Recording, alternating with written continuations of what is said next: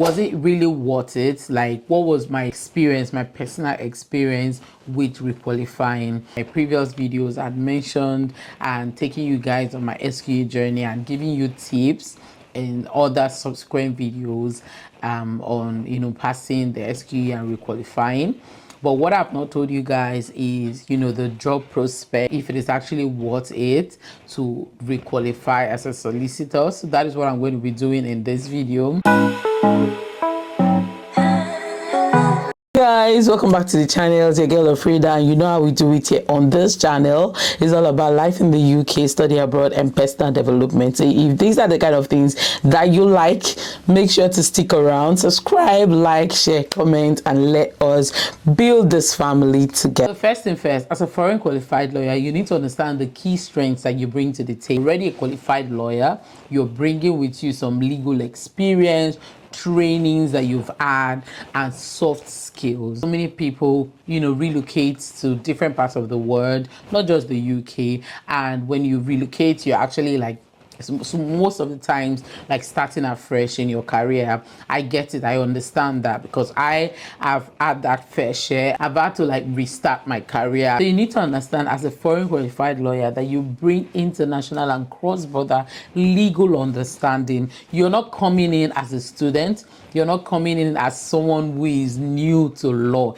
and especially if you're coming from Nigeria into the UK, you're coming in with the common law understanding, because obviously we have understanding of common law as Nigeria. Importantly, you bring your experience, your post-legal experience, the fact that you've worked in maybe a law firm, in-house, or any company, or even a government parastatal. You should understand that you're bringing post-legal experiences. So no matter what, even if you're starting afresh, this doesn't stop you. You should know that you are the value, okay? You are the value. So next thing I'm going to be talking about is the opportunities. Like, if you're just relocating to the UK as a foreign qualified lawyer, what are the opportunities out there that you could actually take hold of? The first one is to actually do a paralegal job. You could actually be a paralegal in any establishment, not just a law firm. Aside from paralegal role, another role you could actually take up is a legal assistant. Another one is a legal caseworker position. You could get that kind of role. There are opportunities out there in the civil service and other parastatal. Another area I've also seen is compliance. There's so many roles in compliance that you could actually take up as a lawyer.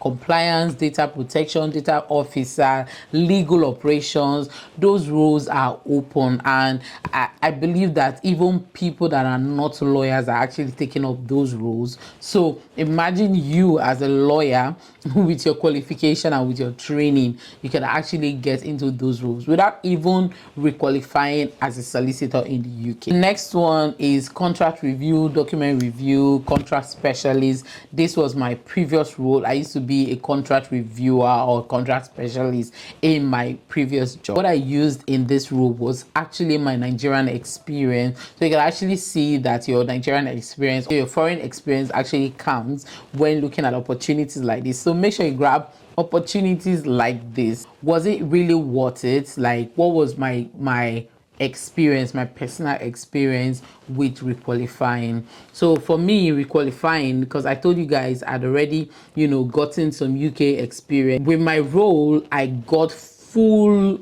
experience of working as a lawyer. I got experience, I worked, I did a lot of things that lawyers do. That was actually a boost to my CV. And after qualifying as a solicitor, it was quite, I won't say it was a straight right. Because you're a solicitor doesn't mean that you will just get a job immediately. I still faced rejections. I had unfortunately a lot of unfortunately. But do I ever regret writing the SQE? No, I don't regret it. In hindsight, I do not regret it.